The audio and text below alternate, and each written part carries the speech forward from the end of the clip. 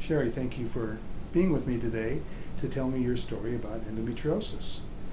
I want to know how it affected you and how early you had symptoms that you knew something was wrong. Like I've told you before, I think I started my period at 9 years old, and I was very young, and they were very heavy, very painful periods.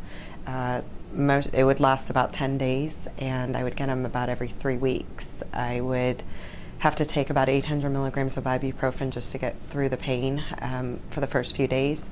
And a lot of times it would soak through my clothes. I would have accidents in school. My mom would have to take me out of school because of it. So it was quite embarrassing and painful. Did your mother take you to different doctors to discuss what was going on? We did. We went to many different doctors. Nobody really could figure it out. They thought it was just heavy periods. They put me on birth control at a very young age to try to regulate my periods so I wasn't getting them as often. And it did, although it put me on a cycle, it didn't do anything as far as the pain or as far as anything goes with the, the frequency. I've seen patients as young as 12 with massive amounts of endometriosis. So as a diagnosis of women, I think you'll tell me, feel frustrated and alone, you go to the doctor and you don't seem to get an answer. So from your teen years to young adolescence and then on, tell me your medical and personal experiences. So I did go to a lot of doctors. My mom had endometriosis that she had a full hysterectomy for at probably 32. And so I knew that she had it, and it was something I was aware of. But every doctor I went to, and I asked them, I said, is it possible that I have endometriosis? Because I was in so much pain, they thought that my periods were normal. They said, some people just bleed heavier. Some people have a little bit more pain. They have more cramps. So I went to every kind of doctor you can think of. It got really bad probably when I was in my 20s. It got really bad to the point where I was on very heavy pain medication. And I would go, I remember having to drive myself to the emergency room one time because I was bleeding so heavily and I was in so much pain. And I left work and I went to the emergency room, and I had so much clotting, and even there they couldn't figure out what it was. They gave me high doses of birth control. I think I was taking 4 or 5 pills a day to try to clear everything up, but nobody ever said anything about endometriosis. And I remember being hunched over all the time, and it was a period of about 2 years where I was very sick and in a lot of pain.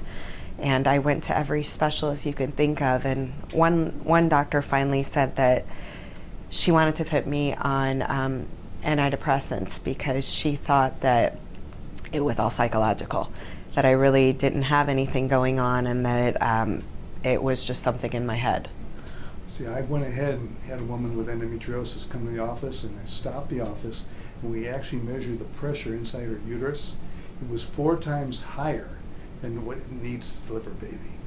Wow. And something we do in the operating room or delivery room is by putting Novocaine in the cervix, the pain stops. Wow. So there's something a woman can have done by any gynecologist in the office to test to see if the pain is real. Wow. Now, you've had a number of surgeries. So we're now in the mid-20s, and you're having terrible pain, and they have you on 4 or 5 birth control pills a day, all kind of heavy-duty pain medication. When did you end up with the surgeries? So like I said, it was a period of 2 years where I was just in so much pain. I had a really good doctor that just wouldn't give up. They thought that I had, every MRI that they took, every CAT scan said that I had a herniated disc, and they wanted to do disc replacement surgery. And I finally went to one specialist, and I was going to the best of the best. I wasn't, just going to any doctor. I was going to many doctors. I was getting multiple opinions. They were all telling me the same thing. And one doctor finally said, we need to do disc replacement surgery. And at this point, I was in my 20s. And this one doctor of mine said, absolutely not. I'm not going to let you go through with this. There's got to be something else going on. And we kind of realized that the pain correlated with my menstrual cycle. And when we realized that, he sent me to Johns Hopkins and said, I want you to go there, and I want you to go to the OB-GYN department and see if they can figure it out. And even when I went there, they said, there's something there. There is a mass, but we don't know what it is. Nothing about endometriosis again. Everybody thought I had colorectal cancer. And we finally scheduled surgery at Hopkins, and there was a team of surgeons that were to be at that surgery, and they had specialists in many different fields because they didn't know what they were dealing with. And about 3 weeks before surgery, I ended up having to go to the hospital because I woke up in a pool of blood, and I was in so much pain that I was going into shock. And they took me to the hospital, and I was hospitalized for about 3 weeks before surgery on a morphine drip just to help me with the pain. And when I finally was taken to Johns Hopkins from the other hospital, which was about an hour away, the ambulance, they had to keep putting morphine in my IV just to get me to the hospital. And the night before surgery, the endometriosis was shutting down my bowels. I was in excruciating pain. And even when they went into surgery, they still didn't know what they were dealing with. I went in, I think at 6 or 7 a.m. and didn't come out until close to midnight. It was a 16-hour surgery. And my father knew one of the surgeons, and he came out and said, you're very lucky because it had just taken over everything. It had turned into cement, and it had pretty much eaten up my rectum. So I lost 60% of my rectum during the surgery. I had to have a temporary ileostomy because I had so many staples around my rectum. And I had that ileostomy for about 4 months, and I was in bed for several months and in the hospital for a while. And after that, when you get out of the hospital, was the pain gone? The pain was gone right away because they told me there were microscopic pieces that they were not unable to get out, so I still had endometriosis, but the pain was gone for a while. And they put me on birth control again just to, I guess, level out my hormones. I don't know what the reasoning was. They put me on birth control, and the pain was gone for quite a while, and then it came back. You told me also that after the first bowel surgery, you had a hysterectomy? No, I had a partial I had a partial during my 16-hour surgery. Okay, so they did a partial hysterectomy and a colorectal resection. Exactly. For the endometriosis. Exactly. And with your uterus gone and the segment that was affected by endometriosis gone, they have you on the birth control pills, and you're pain-free for 3-4 months. Is that what you said?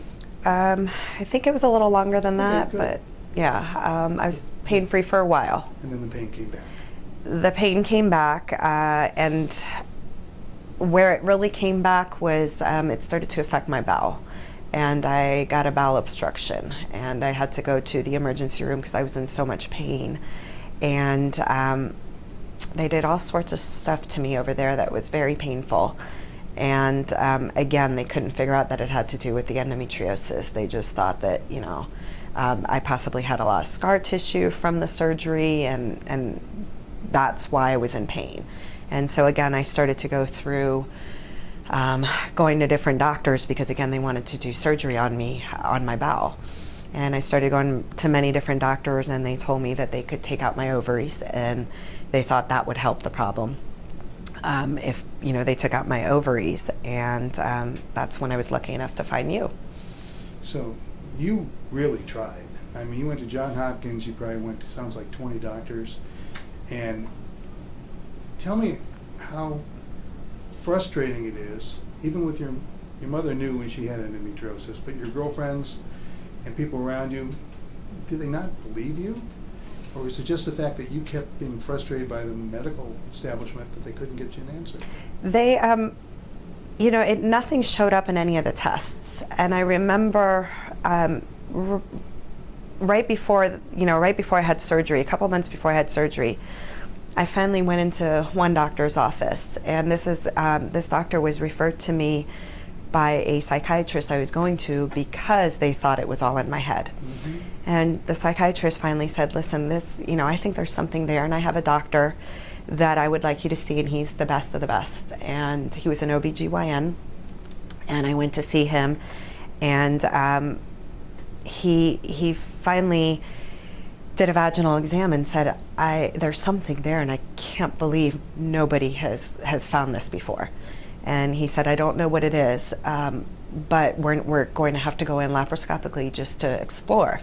And I remember at that point, I was so scared because I knew there was something there, but I was so happy because I also knew that I wasn't crazy. And it also proved to everyone that it wasn't in my head. So I went into surgery, I think it was right after Thanksgiving.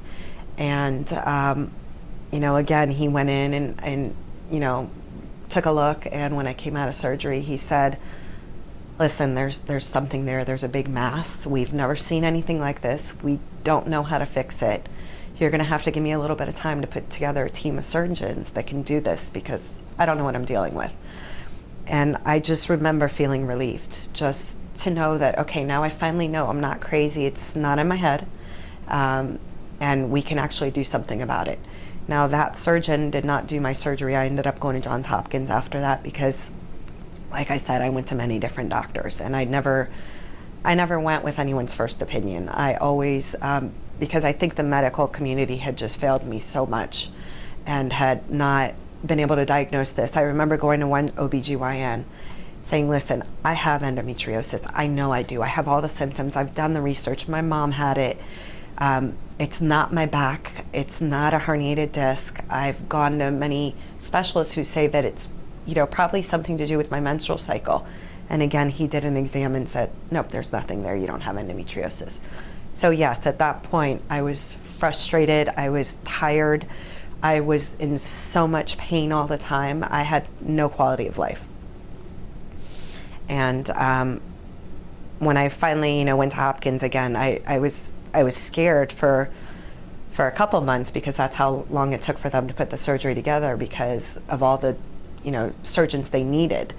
And I was scared during that whole time because I thought I had colorectal cancer, but I was also relieved that we were finally getting somewhere with it.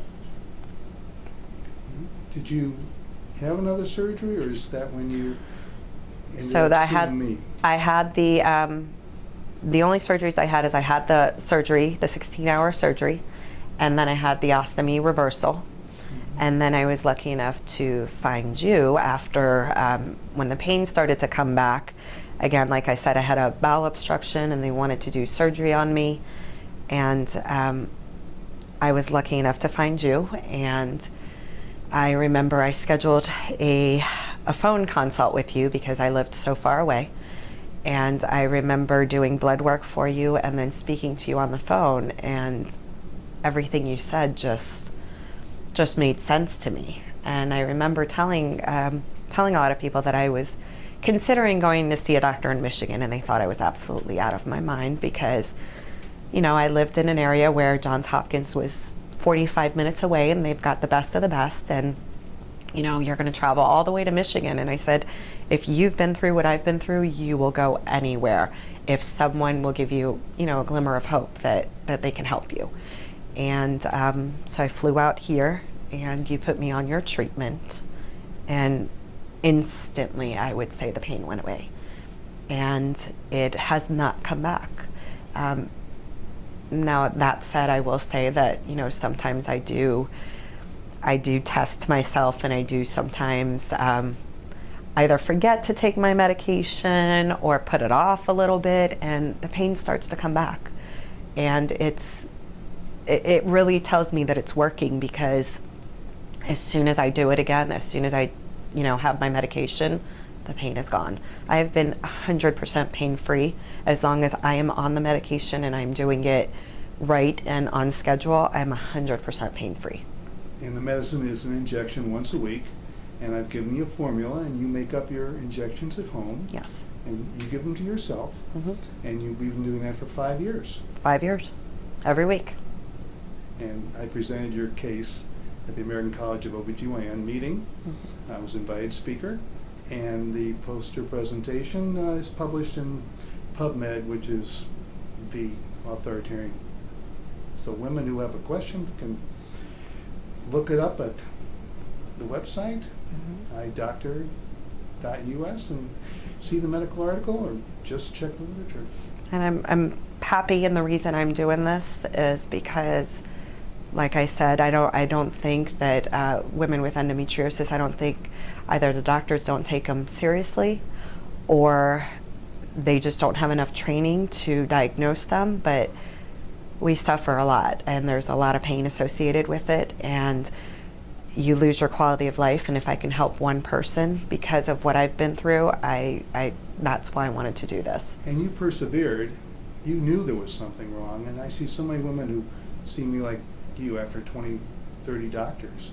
And the frustration and being turned off is just got to be impossible. And then talking to your colleagues, women have headaches, don't believe women have pain, women have pain, don't believe women have PMS. So sometimes women and men are really the enemy of this treatable disease. And I've had success over the last 25 years doing for you what I've done for others. And I just thank you for bringing it to the public attention that there is an option, and there are things that do work, even if they're not, quote, what other people are doing today.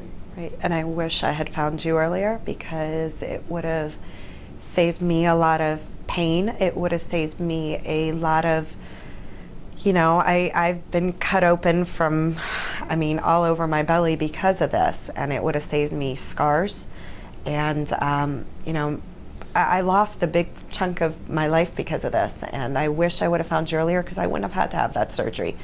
For other women, it's too late, obviously, but catching the disease early, we've been able to have women not have hysterectomies, right, and have children. And about 100,000 women a year have hysterectomies for bleeding and endometriosis, and that's really the big picture we want to address. And I want people to know that, yes, there is always pain. There's pain associated with getting your periods, but when it's excruciating pain, there's something wrong. And, although everyone says, oh, I get cramps, and, if you have excruciating pain, you need to have it looked at, and you need to believe what you know. And I just knew something was wrong, and it wasn't normal. And I just kept looking into it, and I'm glad that we finally found out what it is, and we're treating it. Thank you. Thank you. Okay. Are we good? Yeah, but if you could just hold there for a minute. Okay.